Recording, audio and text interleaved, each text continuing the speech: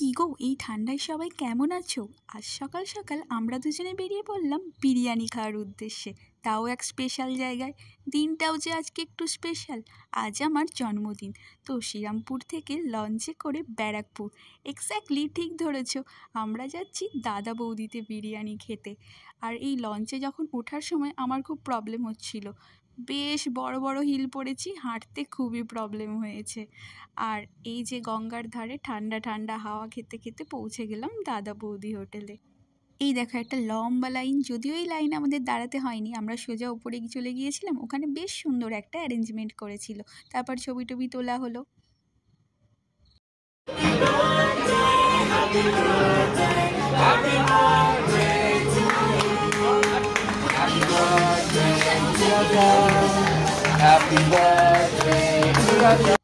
এরপর চলে এলো গরম গরম বিরিয়ানি। আর ভিডিওটা এখানেই শেষ করলাম, পরে আবার দেখা হবে নতুন একটা ভিডিও নিয়ে। টাটা।